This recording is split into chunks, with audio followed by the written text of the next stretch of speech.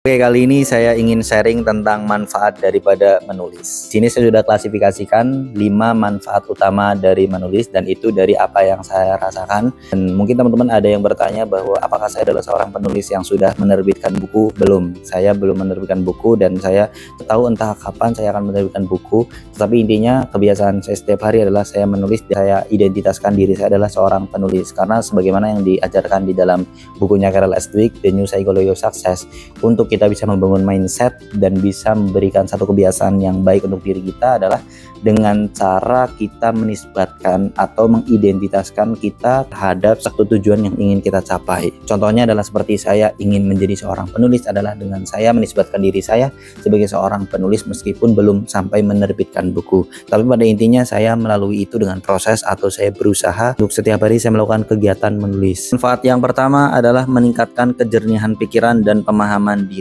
Jadi yang namanya menulis itu selalu memaksa diri kita untuk menyusun satu gagasan atau satu ide-ide dengan logis dan terstruktur. Dan menurut saya yang namanya menulis itu seakan-akan kita sedang menata pikiran kita di atas kertas, entah itu ide-ide yang masih berantakan, entah itu gagasan-gagasan yang belum bisa kita keluarkan. Kemudian satu persatu kalimat demi kalimat itu kita susun secara terstruktur. Dan dengan proses menulis ini membantu diri kita itu untuk menguraikan ide-ide yang ada di pikiran kita atau di benak kita yang masih kabur, kemudian kita susun di satu kalimat yang terstruktur. Proses itu membantu diri kita atau pikiran kita untuk menguraikan ide-ide atau gagasan-gagasan yang masih kabur di dalam benak kita. Sehingga dengan adanya kita menguraikan itu semua, kita akan lebih memahami diri kita sendiri, memahami keyakinan. Pastinya ketika seseorang menuliskan, pasti dia mengeluarkan apa yang dia rasakan, apa yang menjadi ide atau gagasan dia. Di situ dia akan tahu keyakinan apa yang sedang dia punya. Dan itu juga pasti seseorang akan memahami tujuan hidupnya dengan lebih baik. Kalau nggak percaya, mulai sekarang coba tulis saja apa yang kita rasakan, yang kita pikirkan, atau apa yang kita capai, tulis di atas kertas itu. Proses itu seakan-akan kita itu sedang ngobrol sama diri sendiri. Sedangkan nggak setiap orang itu mempunyai teman untuk ngobrol, untuk menceritakan apa yang dirasakan, untuk menceritakan apa yang menjadi tujuan hidup dia, apa yang ingin dia capai, goal mana yang ingin dia kejar.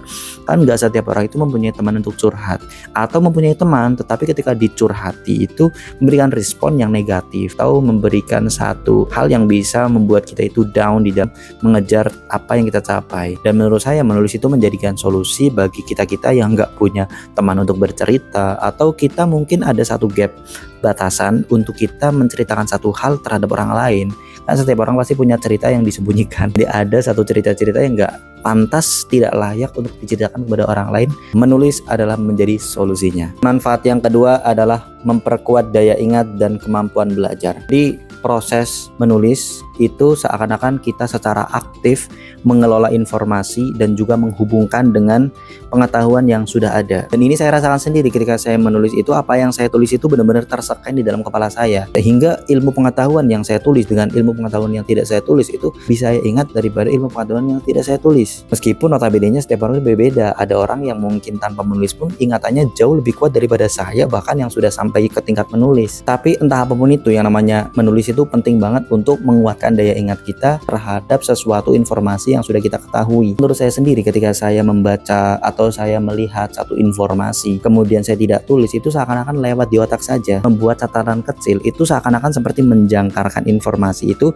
ke dalam otak saya, sehingga itu nggak menghilang. Nah, menurut saya tidak mencatat ini, merangkum, atau bahkan saya membuat catatan kecil itu bukan hanya memperkuat daya ingat, tetapi membantu diri kita untuk bisa menganalisa informasi dengan lebih sempurna, juga bisa lebih menganalisa informasi dengan lebih dalam. Kalau nggak percaya, coba deh. Yang namanya menulis itu seakan-akan kita menghubungkan informasi satu dengan informasi lain yang sudah kita ketahui. Apalagi buat teman-teman yang masih menghadapi proses pendidikan, tim mahasiswa atau seorang guru, saya rasa yang namanya menulis itu sangat-sangat bisa membantu untuk kita bisa menganalisa satu informasi atau menyampaikan satu informasi. Manfaat yang selanjutnya adalah meningkatkan kemampuan komunikasi. Yang namanya proses menulis itu kan seakan-akan kita membentuk satu kalimat-kalimat di dalam pikiran kita menjadi terstruktur, sehingga akan memudahkan kita untuk menyampaikan ide atau gagasan dengan lebih singkat jelas dan efektif. Karena yang namanya menulis itu kan seakan-akan seperti proses untuk kita berbicara, tetapi tidak langsung dikeluarkan. Ada waktu kita untuk mikir, memilih kata yang tepat, menyusun kalimat yang jelas, sehingga itu akan memudahkan kita untuk menyampaikan dengan lebih terstruktur ketika kita berbicara dengan orang lain. Adanya proses menulis ini menurut saya akan membantu kita untuk lebih mahir di dalam menentukan kata-kata yang tepat. Karena menulis itu seakan-akan mengenalkan kita dengan berbagai macam bahasa.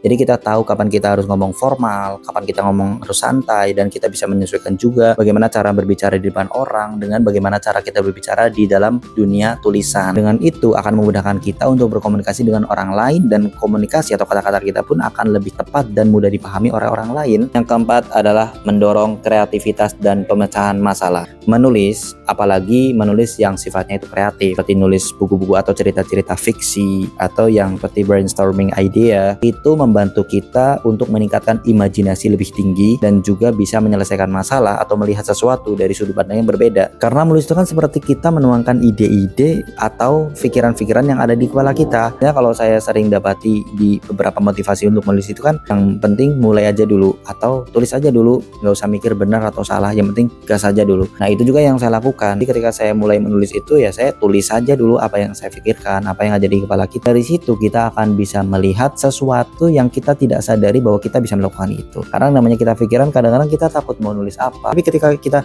mulai untuk menulis itu, biasanya akan muncul sendiri. Saya tuliskan seperti ini, tulisan mana yang tepat, tulisan mana yang tidak tepat. Dan kita makin banyak menulis itu, kita akan bisa memilah dan memilih kata yang tepat dan kesimpulan-kesimpulan juga yang akan kita tuangkan dalam tulisan kita. Karena saya yakin bahwa ketika saya menuangkan isi pikiran saya ke dalam tulisan itu, akan memunculkan ide-ide baru yang tidak saya pikirkan sebelumnya. Dengan adanya saya tuangkan itu dalam tulisan, jadi saya melihat masalah itu dengan lebih jelas. Dan juga saya bisa menganalisis bagaimana solusinya, sehingga saya bisa menemukan solusi mana sih yang tepat dan kreatif, solusi mana sih yang bisa menyelesaikan masalah itu sendiri. Kalau misalkan kita katakan bahwa masalah saya sangat berat, tidak menemukan bagaimana solusinya seperti apa, nulis mungkin bisa jadi solusinya. Manfaat yang terakhir adalah menjadi sarana ekspresi diri dan pengelolaan emosi. Seperti yang saya katakan bahwasanya menulis itu kan bisa menjadi wadah dari ekspresi pikiran kita, apa yang kita rasakan.